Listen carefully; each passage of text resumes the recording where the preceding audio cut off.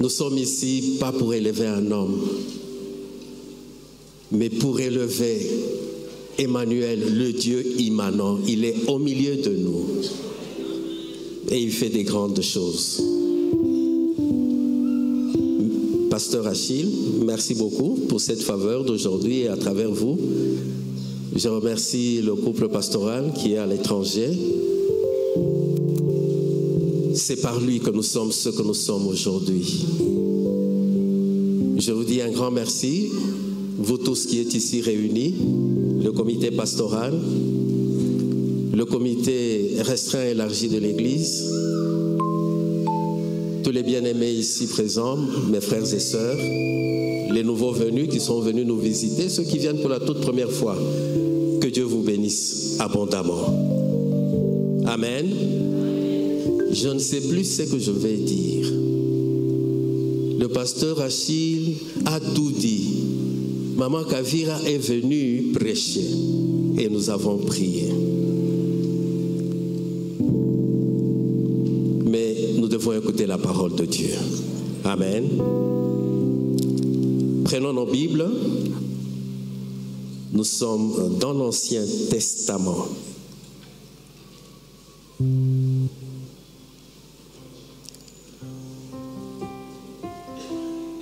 Nous sommes dans Deutéronome, le tout dernier chapitre. C'est le chapitre 34. Vous y êtes? Je lis au nom du Seigneur. Moïse monta des plaines de Moab sur le mont Nebo, au sommet du Pisga, vis-à-vis de Jéricho. Et l'Éternel lui fit voir tout le pays, Galaad jusqu'à Dan, tout Nephtali, le pays d'Éphraïm et de Manassé, tout le pays de Juda jusqu'à la mer occidentale, le Midi, les environs du Jourdain, la vallée de Jéricho, la ville des palmiers jusqu'à Tsoar. L'Éternel lui dit: c'est là le pays que j'ai juré de donner à Abraham, à Isaac et à Jacob en disant: je le donnerai à ta postérité, je te l'ai fait voir de tes yeux, mais tu n'y entreras point. Quelle catastrophe! Moïse, serviteur de l'Éternel, mourut là, dans le pays de Moab, selon l'ordre de l'Éternel. Et l'Éternel l'enterra dans la vallée, au pays de Moab, vis-à-vis de Beth-Péor. Personne n'a connu son sépulcre jusqu'à ce jour. Moïse était âgé de 120 ans lorsqu'il mourut. Sa vue n'était point affaiblie et sa vigueur n'était point passée. Les enfants d'Israël pleurèrent Moïse pendant 30 jours dans les plaines de Moab, et ces jours de pleurs et de deuil sur Moïse arrivèrent à leur terme. Josué, fils de Nun, était rempli de l'esprit de sagesse, car Moïse avait posé ses mains sur lui. Les enfants d'Israël lui obéirent et se conformèrent aux ordres que l'Éternel avait donnés à Moïse. Il n'a plus paru en Israël de prophète semblable à Moïse que l'Éternel connaissait face à face. Nul ne peut lui être comparé pour tous les signes et les miracles que Dieu l'envoya faire au pays d'Égypte, contre Pharaon, contre ses serviteurs et contre tout son pays, et pour tous les prodiges de terreur que Moïse accomplit à main forte sous les yeux de tout Israël. Amen. Seigneur, merci pour ta parole. Ta parole, elle est bonne, elle nous bénit abondamment. Ses bienfaits sont multiples et salutaires. Elle nous sanctifie. Elle lève la honte qui nous couvrait. Elle nous rend intelligents et sables. Parle-nous, Seigneur, et donne-nous à nous conformer à ta volonté et à obéir avec un esprit loyal. Donne-nous, Seigneur, à faire de ta parole nos délices. Au nom de Jésus.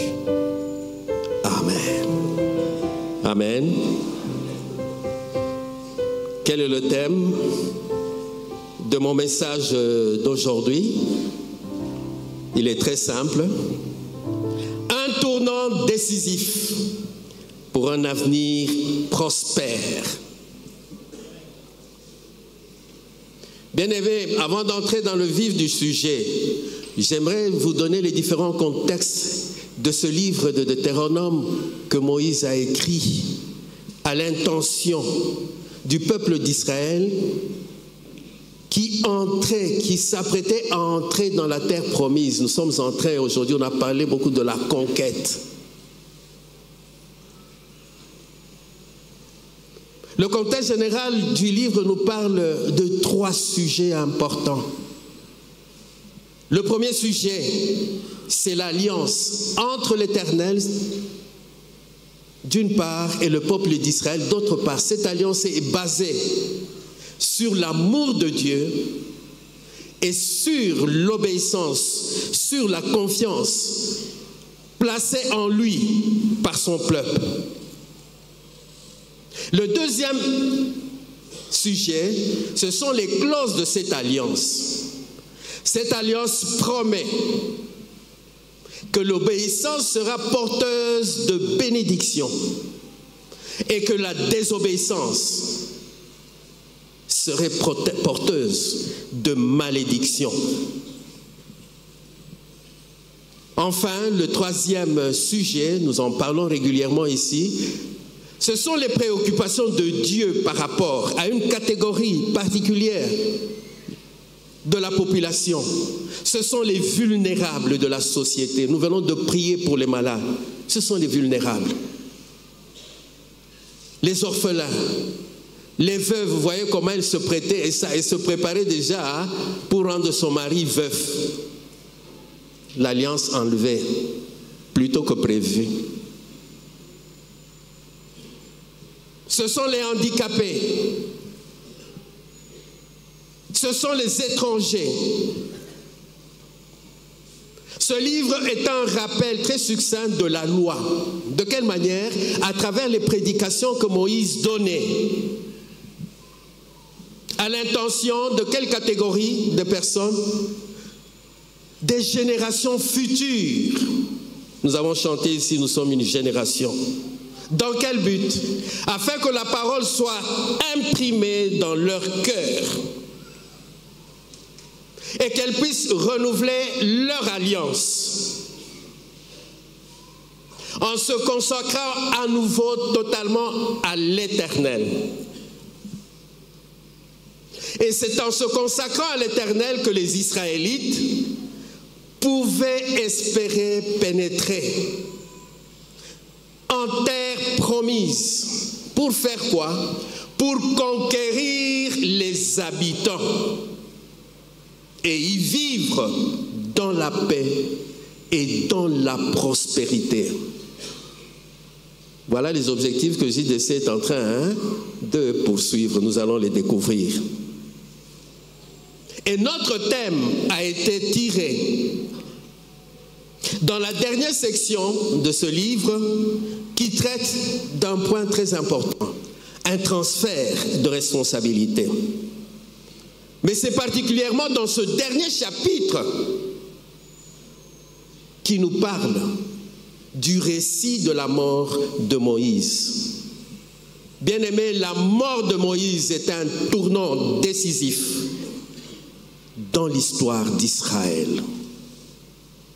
Mais puisque l'espérance du peuple ne résidait pas dans un homme, fût-il aussi grand que Moïse, mais en Dieu seul,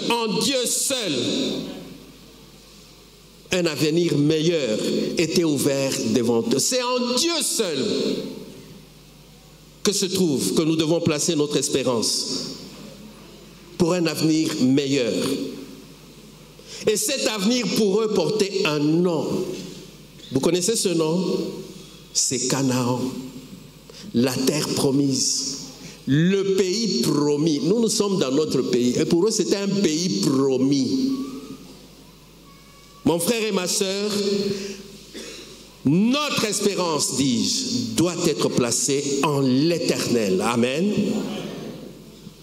À l'instar d'Israël qui a été délivré de l'esclavage en Égypte, Dieu nous a aussi délivrés puissamment de l'esclavage du diable, de l'esclavage du péché et de ses conséquences. Permettez-moi de vous poser une question. Quel est votre avenir? Quel est le nom de votre avenir?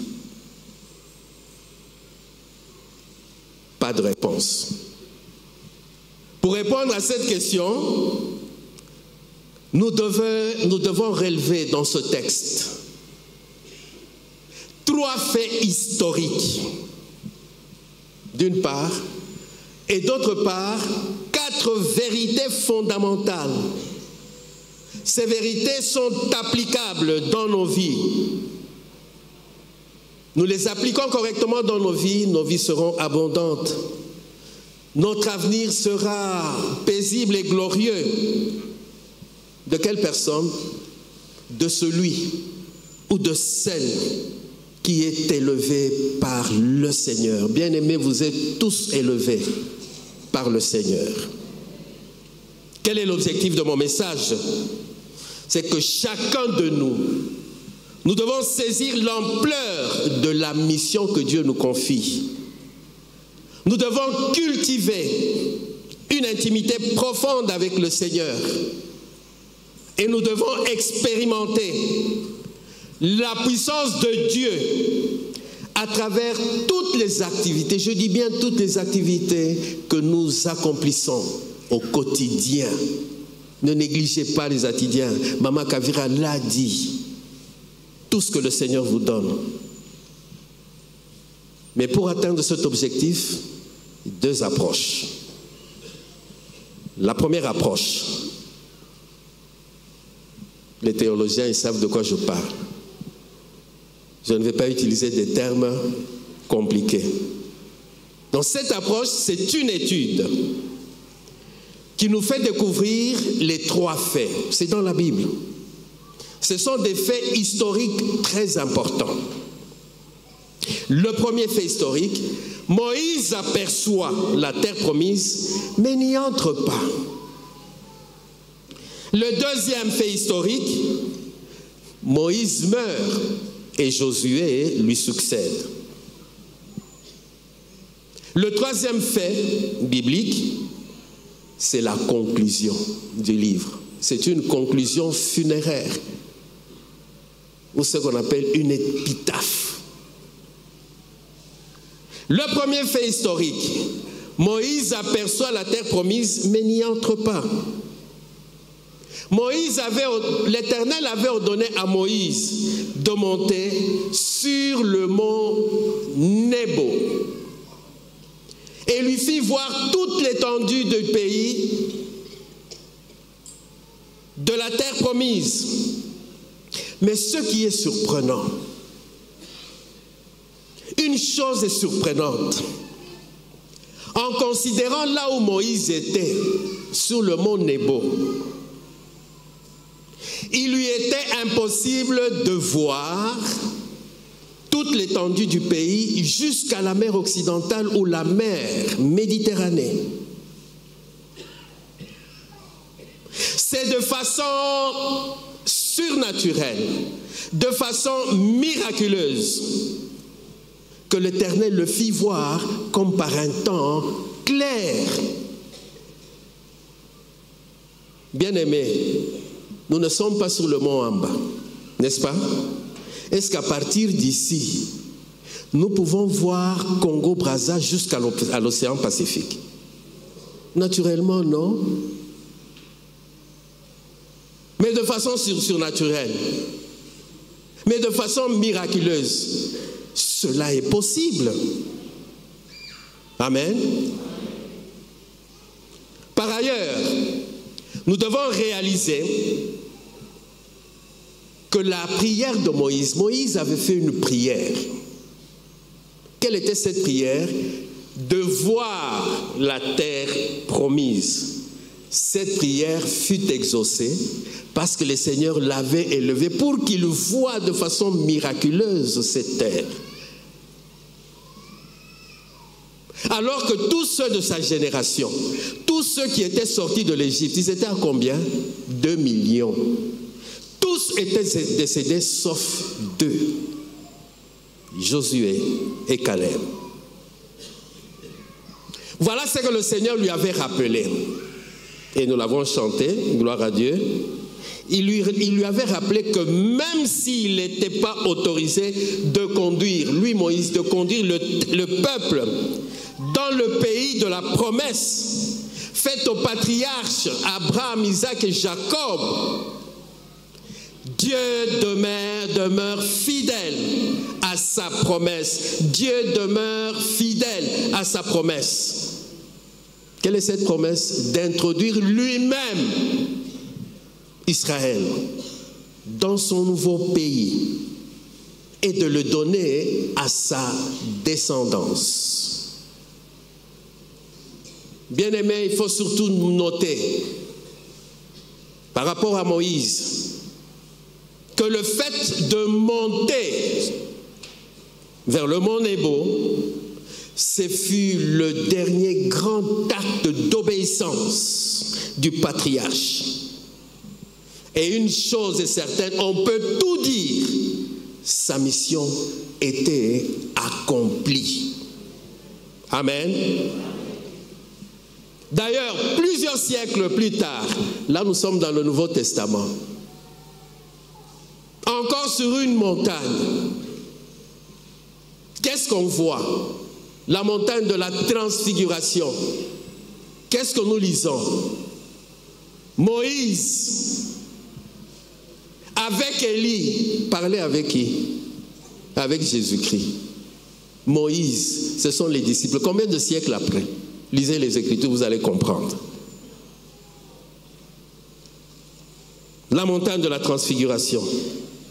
Bien-aimés, je suis en train d'attirer notre attention, l'attention de chacun de nous, de chacune de nous, sur ce que Dieu veut faire ou sur ce que Dieu est en train de faire avec nous. Il nous place, nous tous, sans discrimination, comme sur une montagne, en sa présence. Il nous ordonne de lever les yeux et de voir. Qu'est-ce que nous devons voir? C'est l'ampleur de notre mission qu'il veut accomplir, non seulement à l'intérieur de l'Église, mais aussi à l'extérieur de l'Église. C'est ce que nous allons voir à travers le département d'évangélisation et la jeunesse. Ce n'est pas seulement à l'Église, mais à l'extérieur de l'Église. Le Dieu immanent, Emmanuel n'est pas seulement ici à l'Église, à la Trinité. Il est aussi en dehors de l'Église, à travers toutes les activités que nous sommes en train d'accomplir. Quelle doit être notre responsabilité? Tout simplement de contempler la clarté de cette mission, d'obéir et surtout de nous garder de toute disqualification, à l'instar de la disqualification évitable de Moïse. Amen. Voir avec clarté la mission, nous venons de le dire et nous avons prié. Notre pays est dans quel état aujourd'hui? Qu'est-ce que nous ne voyons pas et qu'est-ce que nous n'entendons pas? Le phénomène Kourouna ne suffit pas. Maintenant, ce sont les enlèvements. Quelle catastrophe! C'est ce que le Seigneur, malheureusement, nous demande de voir. Ne nous voilons pas. C'est ce que nous devons voir et c'est notre mission. Amen. Le deuxième fait historique Moïse meurt et Josué lui succède. Bien-aimés, pour comprendre la cause de la punition de Moïse, un événement doit être rappelé. Nous sommes dans Nombre chapitre 20e, je pense. Cet événement s'est produit dans le désert. Le peuple, lors du passage du peuple d'Israël dans le désert. Quel désert? De Tsin à Kadès. C'est en rapport avec ce qu'on appelle les eaux de Mériba, l'eau qui devait couler dans Rocher. Au cours de leur long parcours dans le désert, les Israélites arrivèrent à Kadès.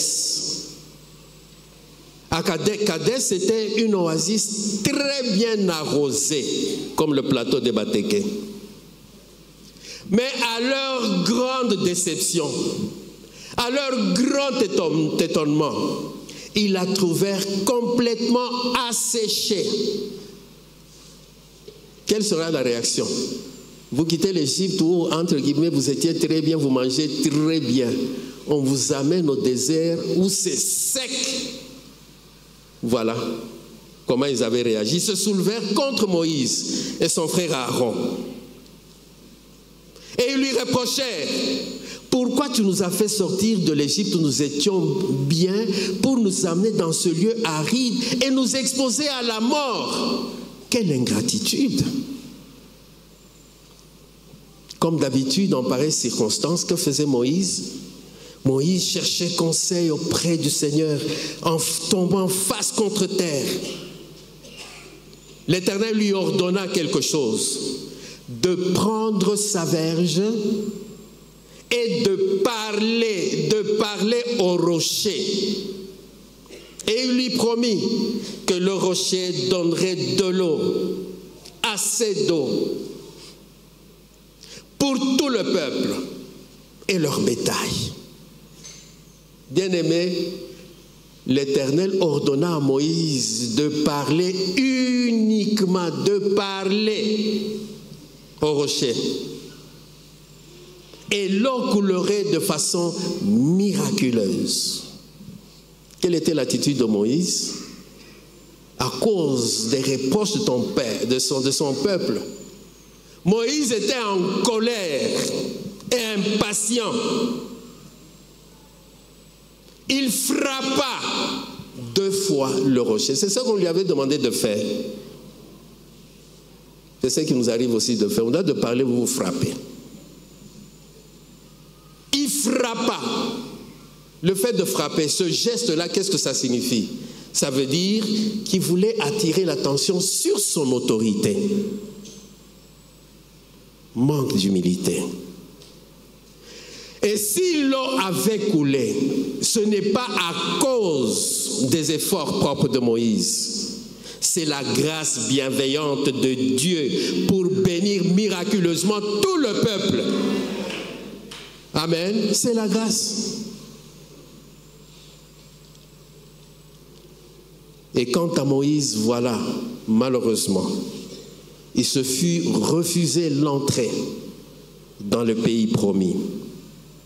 Maintenant, nous comprenons pourquoi un si grand homme ne fut pas autorisé d'entrer dans la terre promise à cause de son acte d'impatience, d'incrédulité et de désobéissance.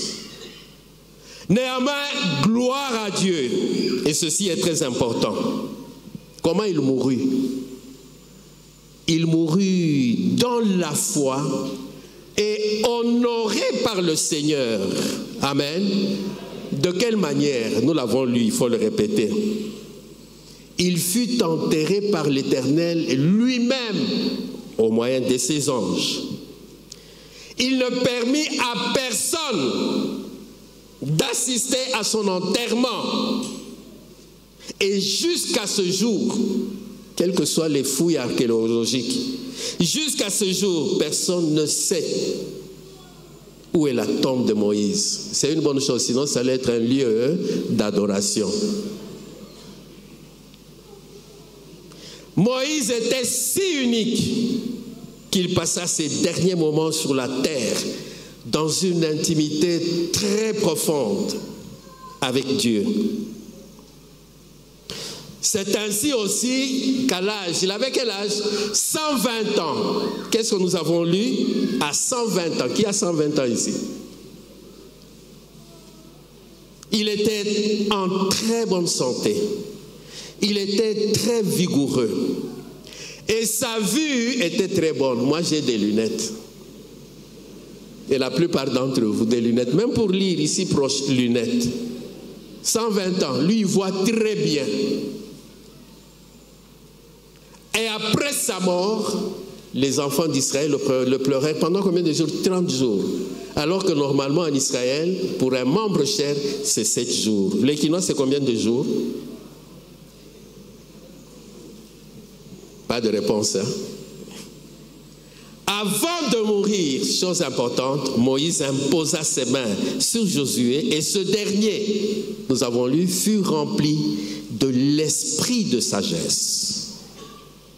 C'est Dieu qui lui conféra un don. Quel est ce don? C'est le don de direction. Le don de direction pour conduire son peuple. La jeunesse dans la conquête de la terre promise, dans la conquête des habitants de cette terre, parce qu'elle était habitée. Et les Israélites lui obéirent conformément aux ordres que l'Éternel avait donnés à Moïse. Amen. Le dernier fait historique. Sûrement vous allez me demander comment un mort peut écrire. Non, ce n'est pas Moïse qui a écrit. C'est Dieu qui a utilisé quelqu'un qui a fait cette oraison funèbre de façon écrite. Amen. Une conclusion funéraire. Moïse était si unique parmi tous les prophètes en raison de quoi? De son intimité avec Dieu. L'Éternel le connaissait face à face. Comme un véritable ami, nous avons chanté ami. Est-ce que Dieu nous connaît face à face? Moïse était unique par des signes, des prodiges et des miracles. Enfin, ce que nous connaissons, c'est lui qui a inauguré l'ère de la loi mosaïque. C'est Moïse qui l'a inauguré. En attendant l'ère de la grâce que l'avènement du Seigneur allait nous apporter et nous en sommes bénéficiaires aujourd'hui. Amen. Quelle est ma prière aujourd'hui pour chacun de nous? Nous devons cultiver une intimité profonde avec Dieu. Que Dieu nous connaisse face à face. Que toute sa parole soit notre seule référence. Que nous fassions de cette parole notre délice.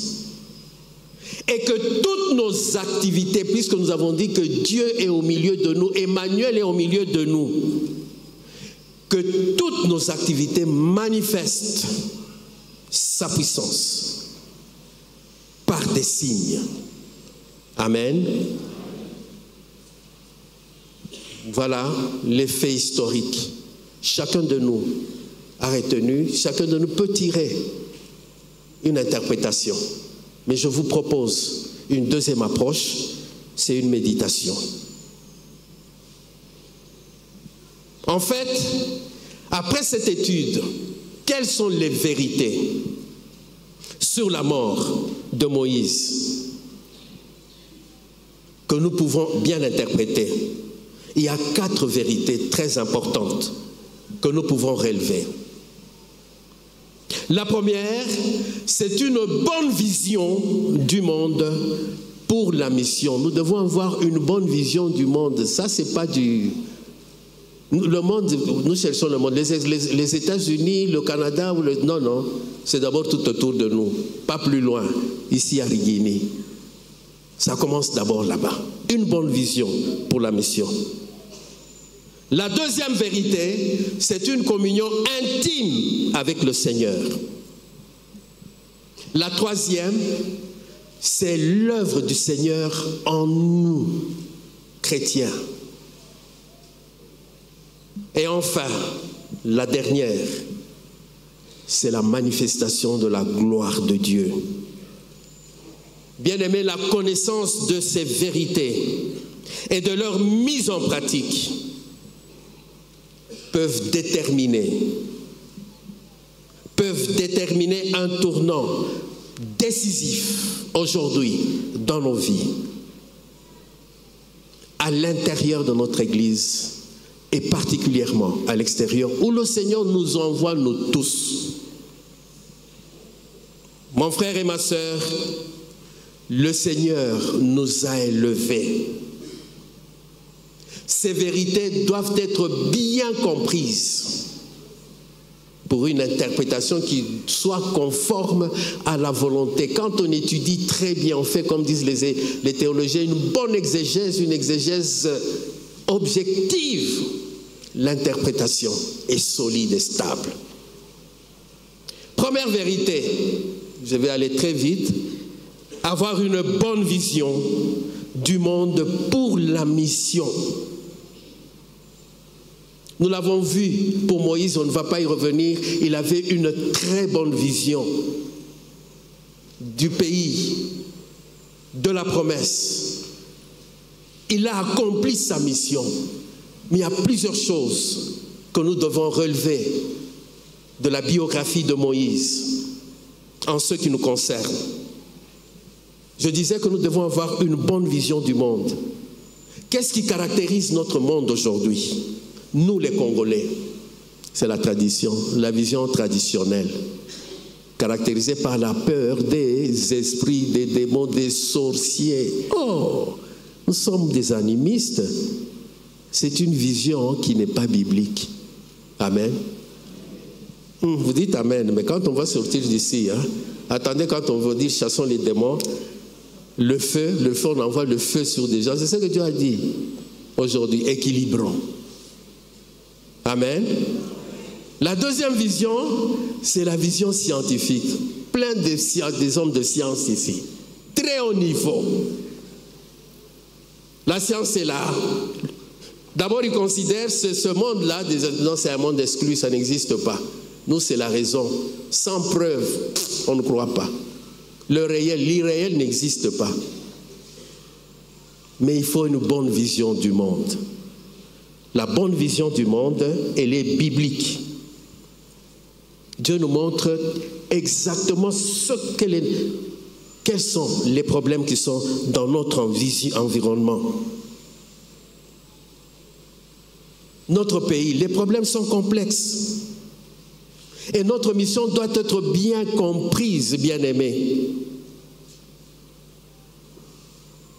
Et qu'est-ce que nous devons faire? Et ça, c'est la responsabilité de l'Église. Et c'est la volonté de Dieu. Nous devons procéder à une transformation de l'Église. C'est l'Église qui transforme son environnement. C'est Dieu qui confie cette responsabilité à l'Église. Ce n'est pas le gouvernement congolais. Amen. Ce n'est pas le Fonds monétaire, le Fonds mondial de ceci ou de cela. Non. Ce ne sont pas les organismes internationaux. Non. Ce ne sont pas les partis politiques, toutes tendances confondues. Amen. C'est la responsabilité de l'Église. Le développement transformationnel est confié. C'est la responsabilité de l'Église que vous êtes. Quelles que soient vos activités, là je corrige, je dois expliquer. Il ne faut pas dire que les politiciens disent non, c'est pas non, non. Les politiciens, ceux qui postulent, les médecins, les ingénieurs, les éleveurs, tout le monde, les mamans qui vont, tout le monde est concerné par ce développement. Et dans tout ce que vous êtes, Dieu vous élève. Amen. Qui croit qu'il peut exercer quelque chose pour le bénéfice de ce pays? Qui croit? Gloire à Dieu. Donc l'ordre suprême, vous le connaissez très bien, mais il faut obéir. La deuxième vérité, c'est une communion intime. Nous sommes en train d'aller de tête. Une communion intime avec Dieu. L'exemple nous est donné par Moïse. Nous n'allons pas y revenir là-dessus. Bien-aimés, nous aussi, nous devons avoir une communion intime avec le Seigneur. Mais cette communion intime, qu'est-ce qui détermine? C'est la parole de Dieu. L'étude de la parole de Dieu et la méditation de la parole de Dieu. Cette étude est favorisée, cette communion est favorisée dans le cadre fraternel, la communion fraternelle, et dans l'exercice du ministère. Tout à l'heure, on nous a dit, Dieu vous a confié quelque chose, exercez-le. Ça facilite la communion intime avec le Seigneur. Amen.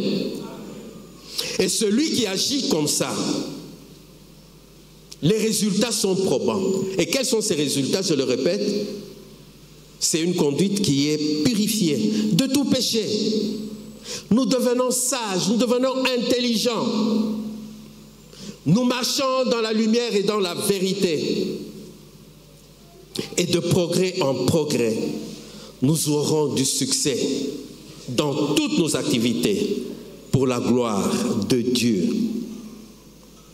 Bien-aimé, celui qui s'applique à cet exercice d'étude et de méditation, il sera comme Moïse, quel que soit son âge, en très bonne santé, vigoureux, avec une très bonne vue, j'ajoute. Amen. Il vivra longtemps. Il sera heureux. Et il va prospérer dans tous les domaines.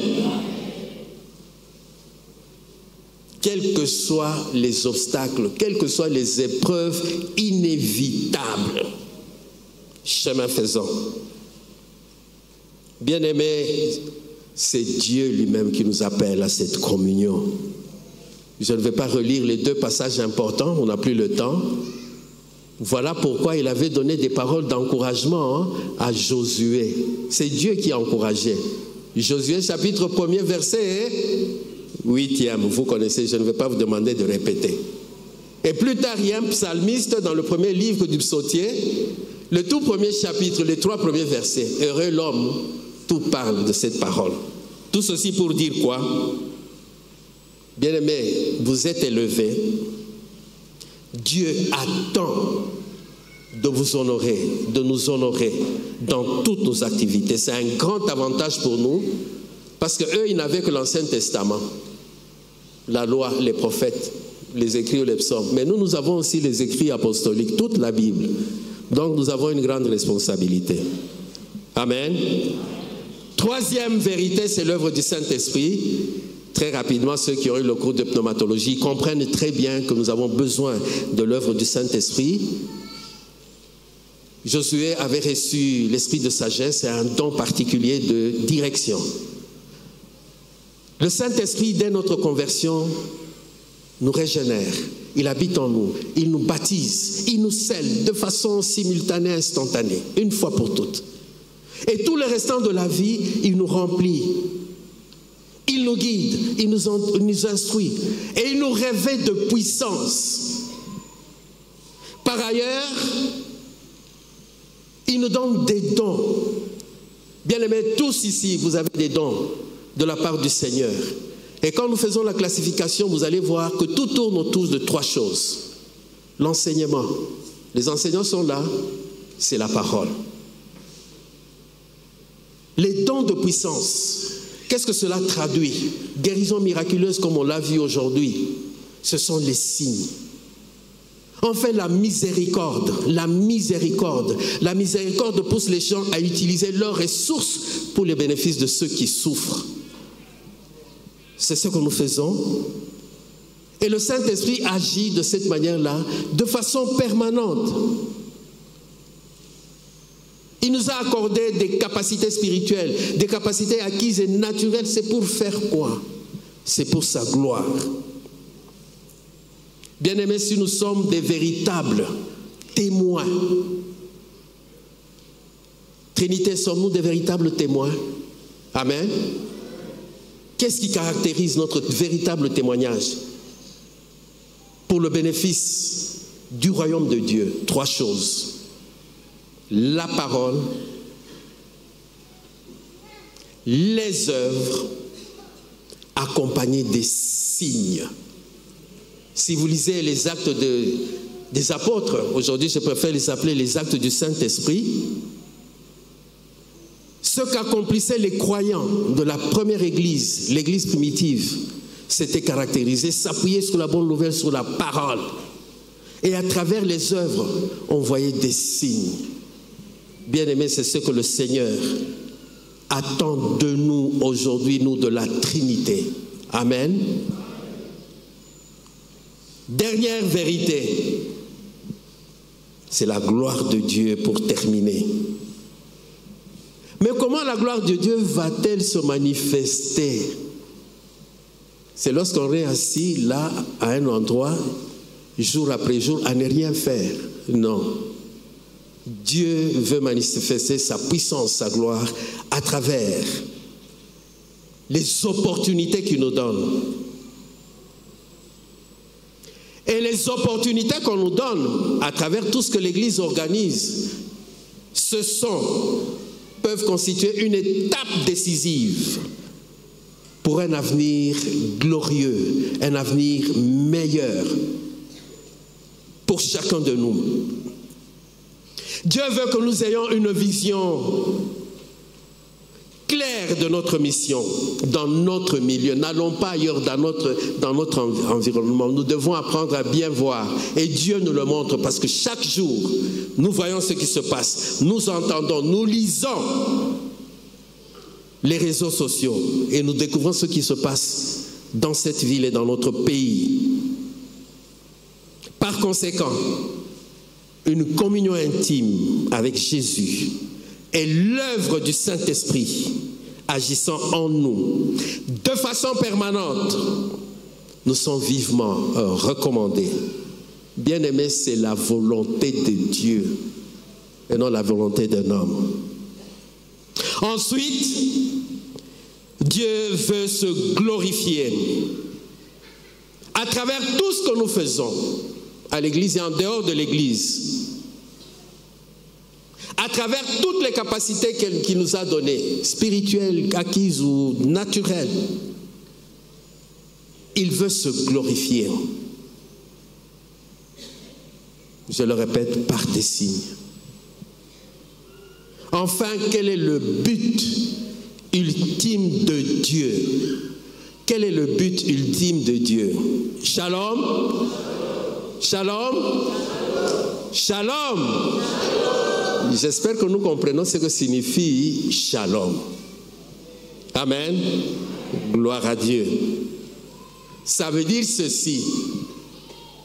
Dieu veut restaurer, Dieu veut rétablir l'harmonie qui existait entre toutes les créatures, les unes avec les autres, avant la chute de l'homme. Amen. C'est ici qu'intervient le shalom. Donc, avant la chute de l'homme, il régnait le véritable shalom, qui était basé sur 3 principes fondamentaux. Quels sont ces 3 principes fondamentaux? Le premier, le monde et tout ce qu'il contient appartient à qui? À Dieu. Le deuxième principe, Dieu se soucie de tous les hommes. Je dis bien de tous les hommes, sans discrimination. Pourquoi vous vous déconsidérez? Pourquoi vous dites que vous êtes inutile? Qui a dit ça? Dieu qui t'a créé à son image et à sa ressemblance. Je ne sais pas si vous comprenez ce que ça signifie. Le troisième principe, c'est la soumission au règne de Dieu. Quand on se soumet au règne de Dieu, cela mène à la paix, c'est ce que nous retenons, à la justice et à des vies véritablement comblées. Amen. Nous nous levons pour prier. La première des choses, c'est de dire merci au Seigneur. Merci au Seigneur.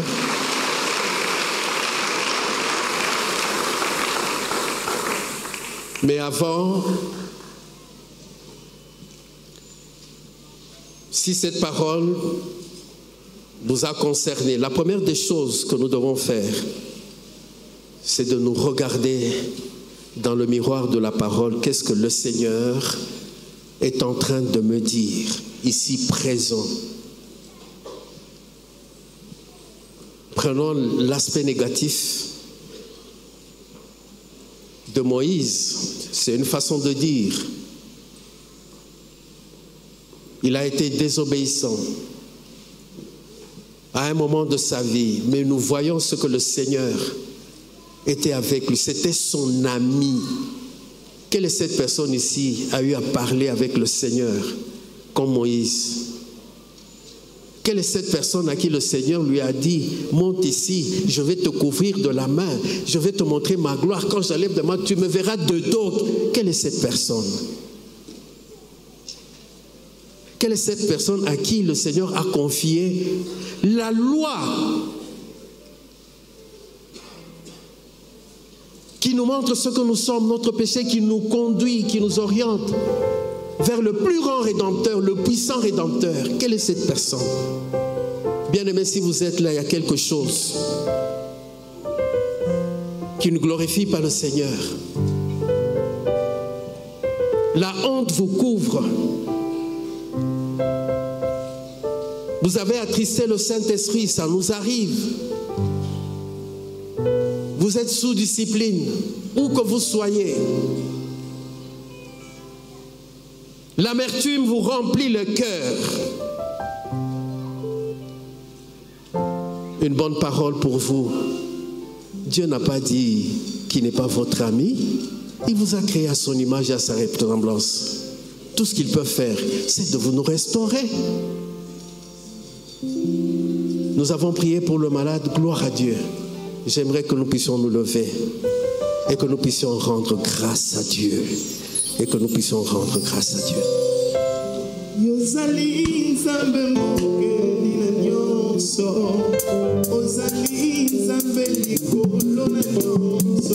Est-ce que tu peux commencer à prier le Seigneur?